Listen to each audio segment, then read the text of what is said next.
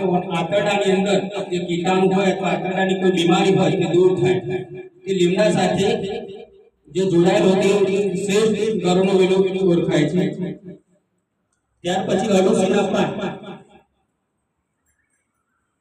તમે જોયેલા હશે। અરડુસીના પાન પર અરડુસીના પાન આપણને ઉધરસ થઈ હોય તો અરડુસીના પાન એક શ્રેષ્ઠ ઉપાય છે।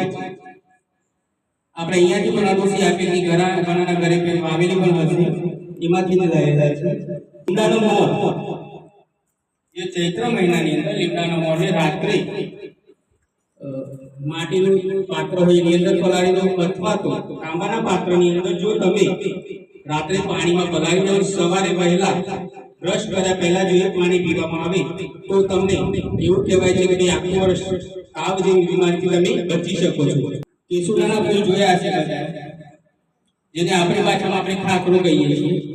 કેસુડાના ફૂલ, આ કેસુડાના ફૂલનો ઉપયોગ પણ તમે જાણો છો કે ભાઈ બધા લોકો પાણી અંદર નાખી સ્નાન કરે તો લૂ લાગતી નથી।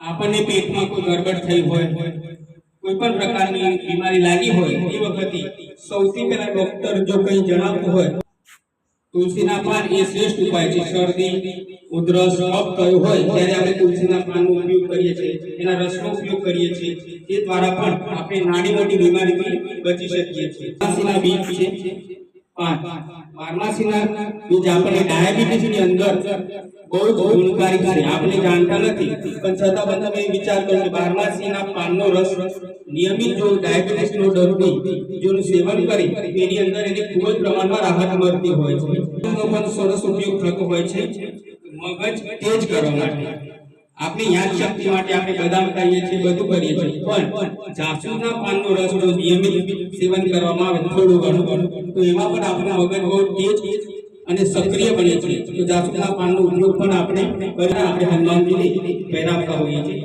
તો જ્યારે આપણે પેટની અંદર ગડબડ થઈ હોય, મોટા પ્રમાણમાં ગેસની ડોક્ટરથી પણ જ્યારે આપણે ના મળતું હોય તો સૌથી પહેલા આપણે તેલ લગાવી દેવાનું।